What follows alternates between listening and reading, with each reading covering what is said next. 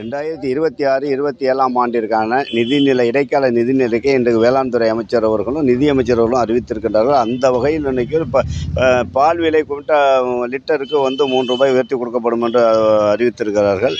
அதே போல் இன்னைக்கு நாங்கள் வந்து இந்த சூரிய ஒளியில் வந்து 4150 சூரிய ஒளி பம்ப் செட்டுகளுக்கு இலக்கீடு நிர்ணயிக்கப்பட்டுள்ளது என்று அறிவித்திருக்கிறார்கள். அதே போல் 31 இடங்களில் கால்நடை மருத்துவ பண்ணைகள் அமைக்கப்படும் என்று சொல்லியிருக்கிறாங்க. நாங்கள் அதெல்லாம் வந்து ஏற்றுக்கொள்கிறோம். இருந்தாலும் விவசாயிகளுக்கு வந்து கரும்புக்கு எங்களுக்கு விலை டன்னுக்கு ரூ. 4000 விலை அறிவிக்கும் என்று எதிர்பார்த்தோம். அதுவும் வரவில்லை.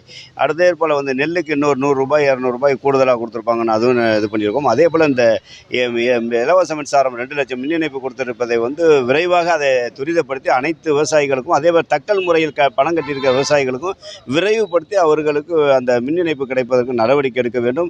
அதே போல் எதிர்பார்க்கிற திட்டங்கள் இந்த நிதிநிலை அறிவிக்கப்படவில்லை இல்லை என்று சொன்னாலும் வருகின்ற அந்த குறுகிய காலங்கள் இருக்கிற காலத்துக்குள்ள இன்னும் முதல்வர் வந்து எண்ணற்ற திட்டங்களை விவசாயிகளுக்கு அறிவித்தால் இன்னும் சிறப்பாக இருக்கும் என்று இந்த நிதிநிலை அறிக்கையின் வாயிலாக கேட்டுக்கொள்கிறோம்.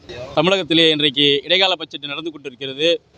எனவே தமிழக விவசாயிகள் எதிர்பார்த்த திட்டங்கள் செயல்படுத்தவில்லை என்றாலும் நடைமுறைப்படுத்தவில்லை என்றாலும் எனவே விவசாயிகள் மீண்டும் எதிர்பார்க்கிறார்கள் மாண்புமிகு முதலமைச்சரிடம்.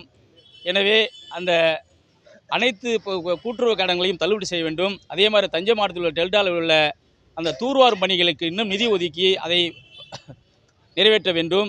அதே மாதிரி இன்றைக்கு விவசாயிகள் விளைவிக்கின்ற அந்த ஆதாரப் பொருளுக்கு மத்திய அரசு செவிசாய்க்கவில்லை என்றாலும் மாநில அரசு அதை நிறைவேற்ற நடவடிக்கை எடுக்க வேண்டும்.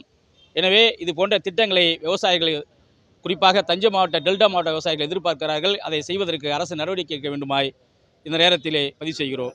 இன்றைக்கு வேளாண்மை திட்டம் ஒன்று சொல்கிற அளவுக்கு இல்லை, எனவே எதிர்பார்த்த அளவுக்கும் இல்லை. எனவே இருந்தாலும் மாநில அரசு இடைப்பட்ட காலங்களிலே தனியாக விவசாய கடன் போன்ற திட்டங்களை அறிவிக்க நம்புகிறோம். எனவே அதை அறிவித்தால் அவருடைய தேர்தல் காலனுக்கு அது பயனுள்ளதாக இருக்கும்.